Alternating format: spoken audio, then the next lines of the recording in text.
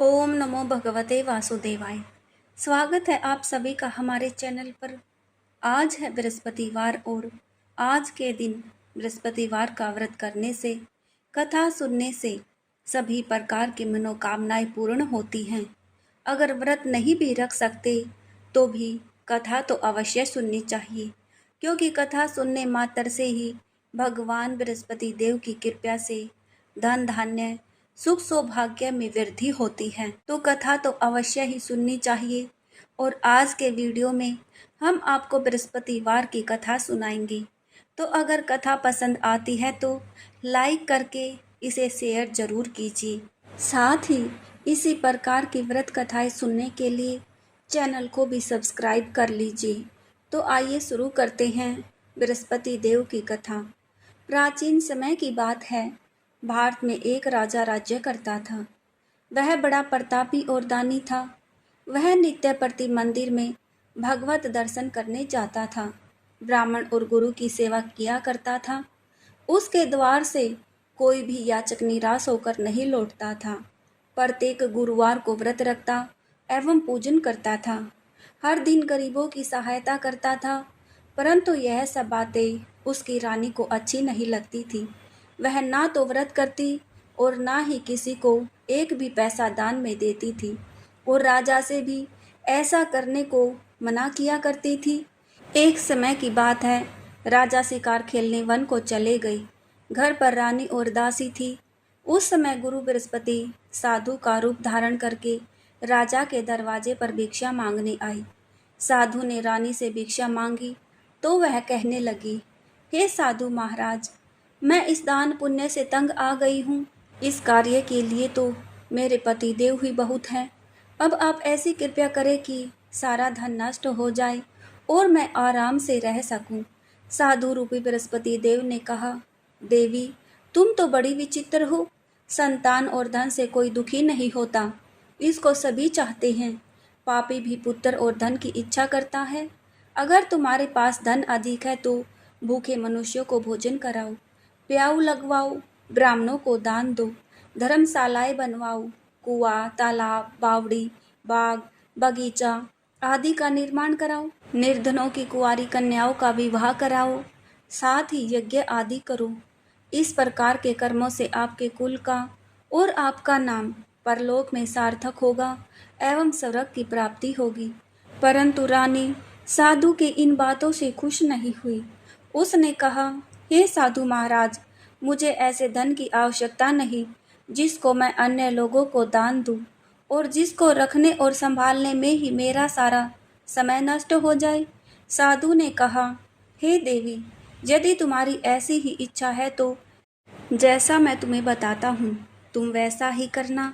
बृहस्पतिवार के दिन घर को गोबर से लीपना, अपने केसों को पीली मिट्टी से धोना, केसों को धोते समय स्नान करना, राजा से कहना वह हजामत करवाए, भोजन में मांस मदिरा खाना, कपड़ा धोबी की यहाँ धुलने डालना। इस प्रकार 7 बृहस्पतिवार करने से तुम्हारा सारा धन नष्ट हो जाएगा। ऐसा कहकर साधु महाराज रूपी बृहस्पति देव अंतर्ध्यान हो गए। रानी ने साधु के कहने के अनुसार 7 बृहस्पतिवार वैसा ही करने का विचार किया। साधु के बताए अनुसार करते हुए केवल 3 बृहस्पतिवार ही बीते थे कि उनकी समस्त धन संपत्ति नष्ट हो गई। भोजन के लिए दोनों समय परिवार तरसने लगा, सांसारिक भोगों से दुखी रहने लगा। तब वह राजा रानी से कहने लगा कि हे रानी, तुम यहाँ पर रहो, मैं दूसरे देश को जाता हूँ, क्योंकि यहाँ पर मुझे सभी लोग जानते हैं, इसलिए मैं यहाँ पर कोई कार्य भी नहीं कर सकता। ऐसा कहकर राजा परदेश चला गया। वहाँ जंगल से लकड़ी काट कर लाता और शहर में बेचता। इस तरह जीवन व्यतीत करने लगा। इधर राजा के बिना रानी और दासियां दुखी रहने लगी। किसी दिन भोजन मिलता और किसी दिन जल पीकर ही रह जाती। एक समय रानी और दासी को 7 दिन बिना भोजन के व्यतीत हो गए। तो रानी ने अपनी दासी से कहा, दासी, यहाँ पास के नगर में मेरी बहन रहती है, वह बहुत धनवान है, तू उसके पास जा और वहाँ से 5 सेर बेजर मांग कर ले आ, जिससे कुछ समय के लिए गुजर बसर हो जाएगा। दासी रानी की बहन के पास गई। रानी की बहन उस समय पूजा कर रही थी। बृहस्पतिवार का दिन था। दासी ने रानी की बहन से कहा, रानी, मुझे आपकी बहन ने भेजा है, मुझे 5 सेर बेचर दे दो। दासी ने यह बात अनेक बार कही, परंतु रानी की बहन ने कोई उत्तर नहीं दिया, क्योंकि वह उस समय बृहस्पतिवार की कथा सुन रही थी। जब दासी को रानी की बहन से कोई उत्तर नहीं मिला, तो वह बहुत दुखी हुई और उसे क्रोध भी आया। वह लौटकर रानी से बोली, रानी, आपकी बहन तो बहुत ही धनी स्त्री है, छोटे लोगों से तो बात भी नहीं करती। मैंने उससे कहा तो उसने मुझे कोई उत्तर ही नहीं दिया। मैं वापस चली आई। रानी बोली, दासी, इसमें उसका कोई दोष नहीं है। जब बुरे दिन आते हैं तब कोई सहारा नहीं देता। अच्छे बुरे का पता विपत्ति में ही लगता है। अब तो जो ईश्वर की इच्छा होगी वही होगा। यह सब तो हमारे भाग्य का दोष है। उधर रानी की बहन ने सोचा कि मेरी बहन की दासी आई थी, परंतु मैं उससे नहीं बोली, इससे वह बहुत दुखी हुई होगी। कथा सुनकर विष्णु भगवान का पूजन समाप्त करके वह अपनी बहन के घर गई और कहने लगी, बहन, मैं बृहस्पतिवार का व्रत कर रही थी, तुम्हारी दासी गई, परंतु जब तक कथा होती है तब तक ना उठते हैं और ना बोलते हैं, इसलिए मैं नहीं बोली। कहो दासी क्यों गई थी? तो रानी बोली, बहन, हमारे घर पर अनाज नहीं था। वैसे तुमसे कोई बात छुपी नहीं है, इस कारण मैंने दासी को तुम्हारे पास 5 सेर बेचर लेने के लिए भेजा था। रानी की बहन बोली, बहन देखो, बृहस्पति भगवान सबकी मनोकामना पूरी करते हैं। देखो शायद तुम्हारे घर में अनाज रखा हो। ऐसा सुनकर दासी घर के अंदर गई तो वहां पर उसे एक घड़ा बेजर का भरा हुआ मिल गया। तो उसे बड़ी हैरानी हुई, क्योंकि उसने एक एक बर्तन देख लिया था। उसने बाहर आकर रानी को बताया। दासी अपनी रानी से कहने लगी, रानी देखो, वैसे जब हमको अन्न नहीं मिलता था तो हम रोज ही व्रत करते हैं। अगर इनसे व्रत की विधि और कथा पूछ ली जाए तो उसे हम भी किया करेंगे। दासी के कहने पर रानी ने अपनी बहन से बृहस्पतिवार व्रत के बारे में पूछा, तो उसकी बहन ने बताया, बृहस्पतिवार के व्रत में चने की दाल और मुनक्का से विष्णु भगवान का केले की जड़ में पूजन करे और दीपक जलाए, पीला भोजन करे तथा कथा सुने। इस प्रकार करने से गुरु भगवान प्रसन्न होते हैं, अन्न, पुत्र, धन देते हैं और सभी मनोकामना पूर्ण करते हैं। व्रत और पूजन की विधि बताकर रानी की बहन अपने घर लौट आई। रानी और दासी दोनों ने निश्चय किया कि बृहस्पति देव भगवान का पूजन अवश्य करेंगे। 7 रोज के बाद जब बृहस्पतिवार आया तो उन्होंने व्रत रखा। गुड़ साल में जाकर चना और गुड़ भी लाई तथा उसकी दाल से केले की जड़ तथा विष्णु भगवान का पूजन किया। अब पीला भोजन कहाँ से लाई? दोनों बड़ी दुखी हुई, परंतु उन्होंने व्रत किया था, इस कारण बृहस्पति भगवान प्रसन्न थे। एक साधारण व्यक्ति के रूप में वे 2 थालों में सुंदर पीला भोजन लेकर आए और दासी को देकर बोले, दासी, यह भोजन तुम्हारे और रानी के लिए है, तुम दोनों भोजन करना। दासी भोजन पाकर बड़ी प्रसन्न हुई और रानी से बोली, रानी जी भोजन कर लो। रानी को भोजन आने के बारे में कुछ पता नहीं था, क्योंकि वह दासी से बोली, जा तू ही भोजन कर, क्योंकि तू हमारी व्यर्थ में हंसी उड़ाती है। तो दासी बोली, एक व्यक्ति भोजन दे गया है। रानी कहने लगी, वह भोजन तेरे लिए दे गया है तो तू ही भोजन कर। दासी ने कहा, वह व्यक्ति हम दोनों के लिए 2 थालों में भोजन देकर गया है, इसलिए मैं और आप दोनों ही साथ साथ भोजन करेंगी। दोनों ने गुरु भगवान को नमस्कार करके भोजन आरंभ किया। उसके बाद वे प्रत्येक बृहस्पतिवार को गुरु भगवान का व्रत और पूजन करने लगी। बृहस्पति भगवान की कृपा से उनके पास धन हो गया, परंतु रानी फिर पहले की तरह से आलस करने लगी। तब दासी बोली, देखो रानी, तुम पहले भी इस प्रकार आलस करती थी, तुम्हें धन के रखने में कष्ट होता था, इस कारण सभी धन नष्ट हो गया। अब गुरु भगवान की कृपा से धन मिला है, इसलिए हमें दान पुण्य करना चाहिए। भूखे मनुष्यों को भोजन कराओ, प्याऊ लगवाओ, ब्राह्मणों को दान दो, कुआं, तालाब, बावड़ी आदि का निर्माण करवाओ, मंदिर, पाठशाला बनवा कर दान दो, कुंवारी कन्याओं का विवाह करवाओ, धन को शुभ कार्यों में खर्च करो, जिससे तुम्हारे कुल का यश बढ़े और स्वर्ग प्राप्त हो तथा पितर प्रसन्न हो।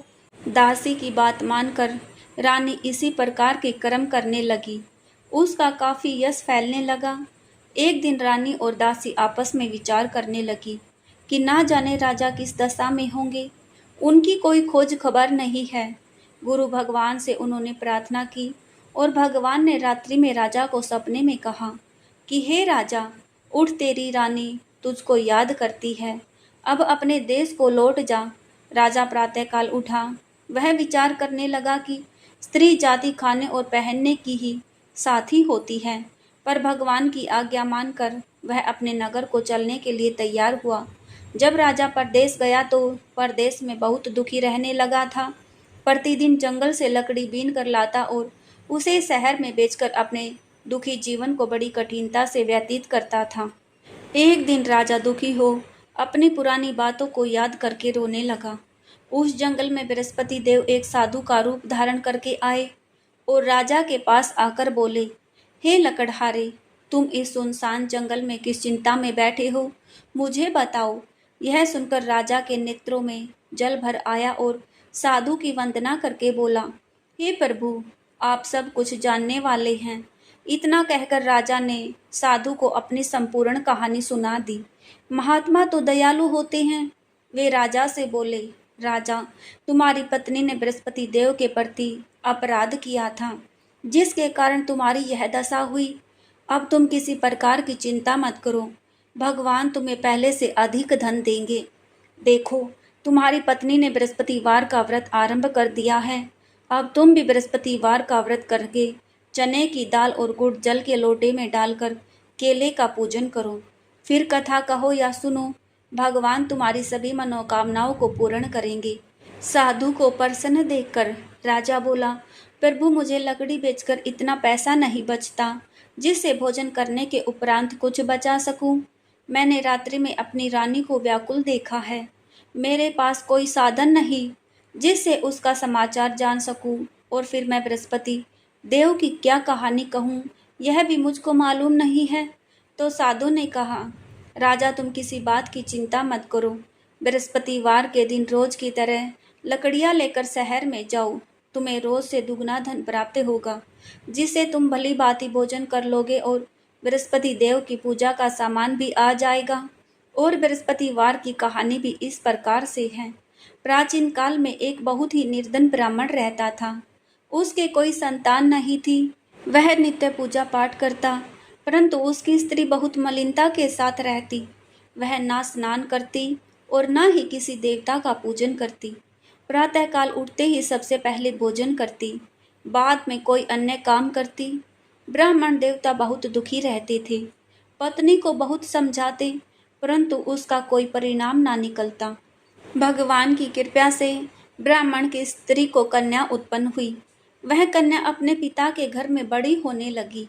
वह बालिका प्रातः स्नान करके भगवान विष्णु का जप करती, बृहस्पतिवार का व्रत भी करने लगी। पूजा पाठ समाप्त करके स्कूल जाती तो अपनी मुट्ठी में जो भर के ले जाती और पाठशाला के मार्ग में डालती जाती। वही जो सवर्ण के हो जाते तो लौटते समय उनको बीन कर घर ले आती। एक दिन वह बालिका सूप में उन सोने के जौ को फटक कर साफ कर रही थी। तभी उसकी माँ ने देख लिया और कहा, बेटी, सोने के जौ को फटकने के लिए सोने का सूप होना चाहिए। दूसरे दिन गुरुवार था। इस कन्या ने व्रत रखा और बृहस्पति देव से प्रार्थना करके कहा कि हे प्रभु, यदि मैंने सच्चे मन से आपकी पूजा की है तो मुझे सोने का सूप दे दो। बृहस्पति देव ने उसकी प्रार्थना स्वीकार कर ली। रोजाना की तरह वह कन्या जो फैलाती हुई स्कूल चली गई। स्कूल से लौटकर जब वह जो बीन रही थी तो बृहस्पति देव की कृपा से उसे सोने का सूप मिला। उसे वह घर ले आई और उसमें जो साफ करने लगी, परंतु उसकी माँ का वही ढंग रहा। एक दिन की बात है, वह कन्या सोने के सूप में जो साफ कर रही थी, उस समय उस नगर का राजकुमार वहां से होकर निकला। इस कन्या के रूप और कार्य को देखकर उस पर मोहित हो गया और राजमहल में आकर भोजन तथा जल त्याग कर उदास होकर लेट गया। जब राजा को राजकुमार द्वारा अन्न जल त्यागने का समाचार मिला तो अपने मंत्रियों के साथ अपने पुत्र के पास गए और बोले, बेटा तुम्हें किस बात का कष्ट है? किसी ने अपमान किया है अथवा कोई और कारण है? मुझे बताओ, मैं वही करूँगा जिससे तुम्हें प्रसन्नता हो। तो राजकुमार ने अपने पिता की बातें सुनी तो बोला, मुझे आपकी कृपा से किसी बात का दुख नहीं है। किसी ने मेरा अपमान नहीं किया, परंतु मैं उस लड़की के साथ विवाह करना चाहता हूँ जो सोने के सूप में जो साफ कर रही थी। यह सुनकर राजा आश्चर्य में पड़ गया और बोला, बेटा, इस तरह की कन्या का पता तुम ही लगाओ, मैं उसके साथ तुम्हारा विवाह अवश्य करवा दूंगा। राजकुमार ने राजा को उस लड़की के घर का पता बताया। मंत्री उस लड़की के घर गया और राजा का आदेश ब्राह्मण को सुनाया। कुछ ही दिन के बाद ब्राह्मण की कन्या का विवाह राजकुमार के साथ संपन्न हो गया। कन्या के घर से जाते ही उस ब्राह्मण देवता के घर में पहले की भांति गरीबी का निवास हो गया। अब भोजन के लिए भी अन्न बड़ी मुश्किल से मिलता था। एक दिन दुखी होकर ब्राह्मण देवता अपनी पुत्री से मिलने गई। बेटी ने पिता की दुखी अवस्था को देखा और अपनी माँ का समाचार पूछा तो ब्राह्मण ने सारा हाल कह दिया। कन्या ने बहुत साधन देकर अपने पिता को विदा कर दिया। इस तरह ब्राह्मण का कुछ समय सुखपूर्वक व्यतीत हो गया, लेकिन कुछ दिन के बाद फिर वही हाल हो गया। ब्राह्मण फिर अपनी कन्या के यहाँ गया और सभी हाल कहा तो पुत्री बोली, पिताजी, आप माताजी को यहाँ लिवा लाओ, मैं उन्हें विधि बता दूंगी जिससे गरीबी दूर हो जाएगी। ब्राह्मण देवता अपनी स्त्री को साथ लेकर राजमहल अपनी पुत्री के पास पहुंची तो पुत्री अपनी माँ को समझाने लगी, माँ, तुम प्रातःकाल उठकर प्रथम स्नान आदि करके विष्णु भगवान का पूजन करो तो सब दरिद्रता दूर हो जाएगी। परंतु उसकी माँ ने उसकी एक भी बात नहीं मानी। वह प्रातःकाल उठकर अपनी पुत्री का बचा जूठन खा लेती थी। एक दिन उसकी पुत्री को बहुत गुस्सा आया। उसने एक रात को कोठरी से सारा सामान निकाल दिया और अपनी माँ को उसमें बंद कर दिया। प्रातःकाल उसमें से उसे निकाला और स्नान आदि करा के पूजा पाठ करवाया तो उसकी माँ की बुद्धि ठीक हो गई। इसके बाद वह नियम से पूजा पाठ करती और प्रत्येक बृहस्पतिवार को व्रत भी रखने लगी। इस व्रत के प्रभाव से उसकी माँ भी बहुत धनवान तथा पुत्रवती हो गई और बृहस्पति देवता के प्रभाव से सवर्ग हो गई। वह ब्राह्मण भी सुखपूर्वक इस लोक का सुख भोग कर सवर्ग को प्राप्त हुआ। इस तरह कहानी कहकर साधु देवता वहां से अंतर्ध्यान हो गए। धीरे धीरे समय व्यतीत होने पर फिर बृहस्पतिवार का दिन आया। राजा जंगल से लकड़ी काट कर किसी शहर में बेचने गए तो उसे उस दिन और दिनों से अधिक पैसा मिला। राजा ने चना, गुड़ आदि लाकर बृहस्पतिवार का व्रत किया। उस दिन से उसके सभी क्लेश दूर हो गए। परंतु जब अगला गुरुवार आया तो वह बृहस्पतिवार का व्रत करना भूल गया। इस कारण बृहस्पति भगवान नाराज हो गई। उस दिन उस नगर के राजा ने विशाल यज्ञ का आयोजन किया था तथा अपने समस्त राज्य में घोषणा करवा दी कि कोई भी मनुष्य अपने घर में भोजन ना बनाए, आग भी ना जलाए। समस्त जनता मेरे यहाँ भोजन करने आए और इस आज्ञा को जो नहीं मानेगा उसको फांसी की सजा दी जाएगी। राजा की आज्ञा के अनुसार राज्य के सभी वासी राजा के भोज में सम्मिलित हुए, लेकिन लकड़हारा कुछ देर से पहुंचा, इसलिए राजा उसको अपने साथ महल में ले गए। जब राजा लकड़हारे को भोजन करा रहे थे तो रानी की दृष्टि उस खूंटी पर पड़ी जिस पर उसका हार लटका हुआ था। उसे हार खूंटी पर लटका दिखाई नहीं दिया। रानी को निश्चय हो गया कि मेरा हार इस लकड़हारे ने चुरा लिया और उसी समय सैनिक बुलवाकर उसको जेल में डलवा दिया। जब लकड़हारा जेल खाने में गया तो बहुत दुखी होकर विचार करने लगा कि ना जाने कौन से पूर्व जन्म के कर्म से मुझे यह दुख प्राप्त हुआ है, और उसी साधु को याद करने लगा जो कि जंगल में मिला था। उसी समय तत्काल बृहस्पति देव साधु के रूप में प्रकट हो गए और उसकी दशा को देखकर कहने लगे, अरे मूर्ख, तूने बृहस्पति देवता की कथा नहीं की, इसी कारण तुझे दुख प्राप्त हुआ है। अब चिंता मत कर, बृहस्पतिवार के दिन जेल खाने के दरवाजे पर 4 पैसे पड़े मिलेंगे, उनसे तू बृहस्पति देव की पूजा करना, तो तेरे सभी कष्ट दूर हो जाएंगे। अगले बृहस्पतिवार उसे जेल के द्वार पर 4 पैसे मिले। राजा ने पूजा का सामान मंगवा कर कथा कही और प्रसाद बांटा। उसी रात्रि को बृहस्पति देव ने उस नगर के राजा को स्वप्न में कहा कि राजा, तूने जिस व्यक्ति को जेल खाने में बंद कर दिया है वह निर्दोष है, वह राजा है, उसे छोड़ देना। रानी का हार उसी कुटी पर लटका हुआ है। अगर तू ऐसा नहीं करेगा तो मैं तेरे राज्य को नष्ट कर दूंगा। राजा प्रातःकाल उठा और खूंटी पर हार टंगा देखकर लकड़हारे को बुलाकर क्षमा मांगी और राजा के योग्य सुंदर वस्त्र आभूषण भेंट करके उसे विदा किया। गुरुदेव की आज्ञा के अनुसार राजा अपने नगर को चल दिया। राजा जब नगर के निकट पहुंचा तो उसे बड़ा आश्चर्य हुआ। नगर में पहले से अधिक बाग, तालाब, कुएं तथा बहुत सी धर्मशालाएं, मंदिर आदि बने हुए थे। राजा ने पूछा, यह किसका बाग और धर्मशाला है?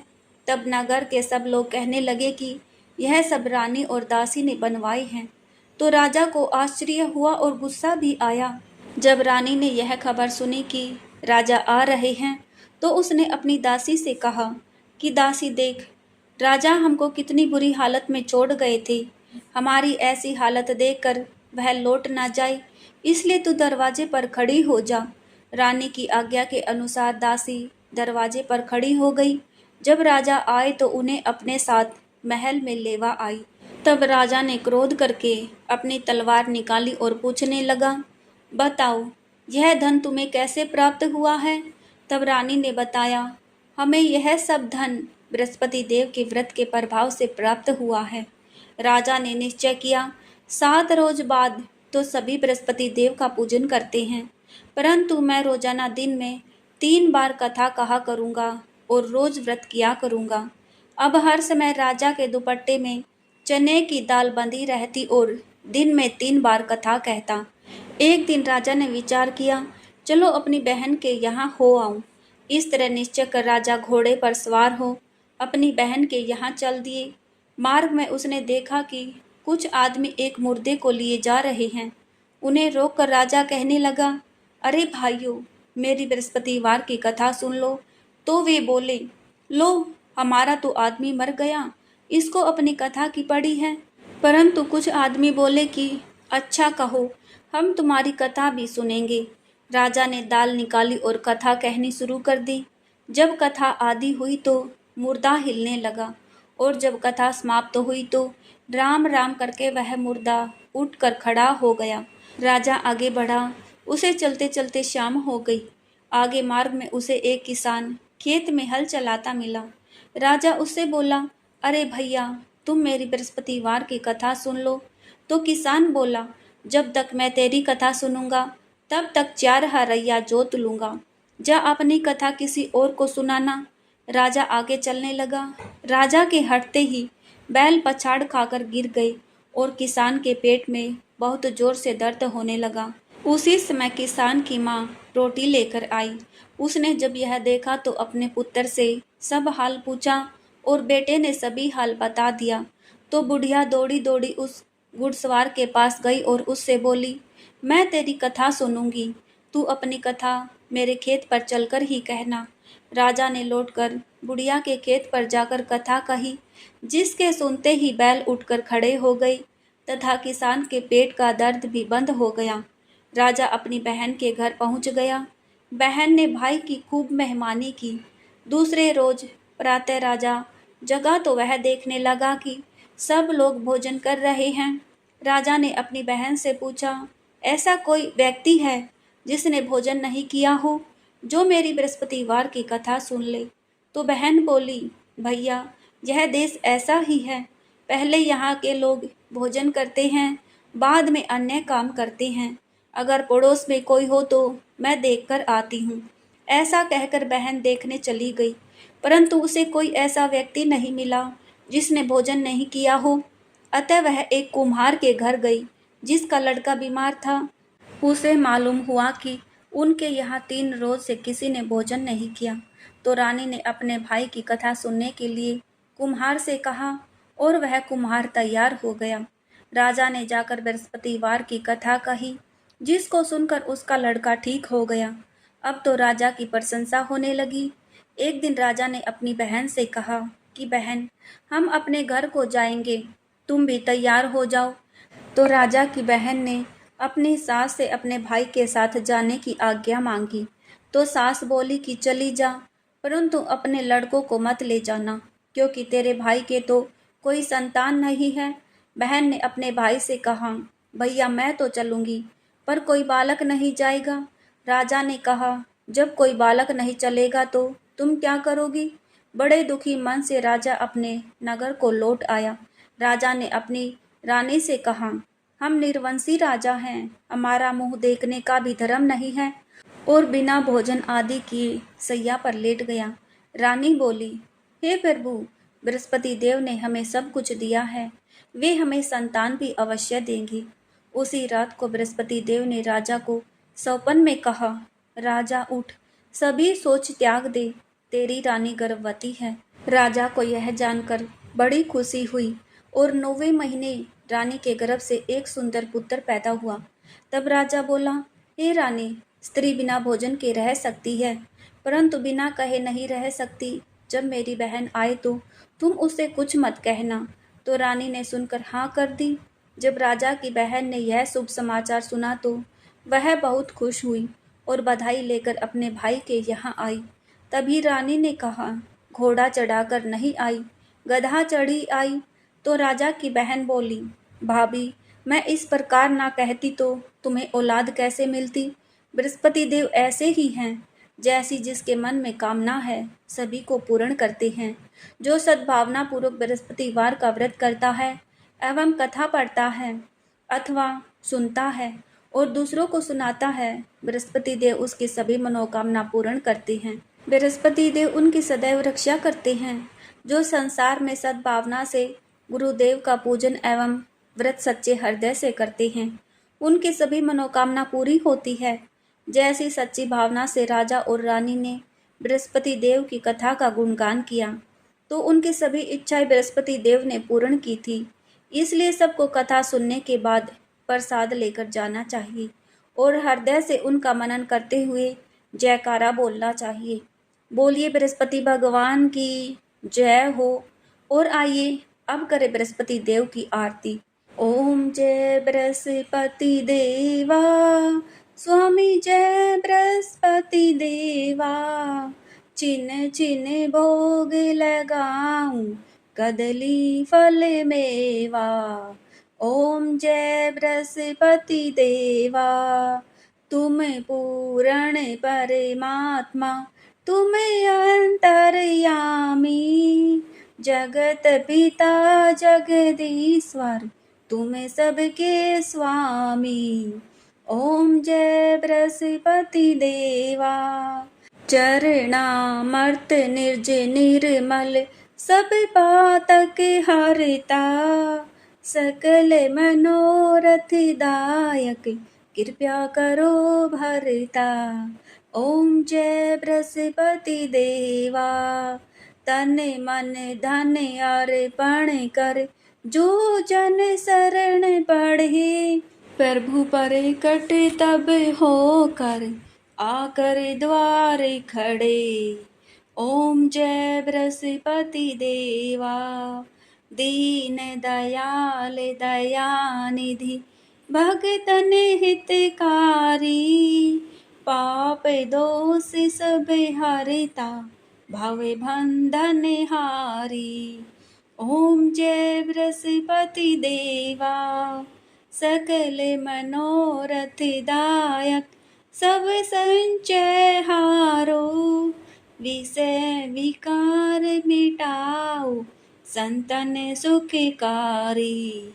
ओम जय बृहस्पति देवा, जो कोई आरती प्रभु की प्रेम सहित गावे, ज्येष्ठानंद आनंद कर, सो निश्चय पावे।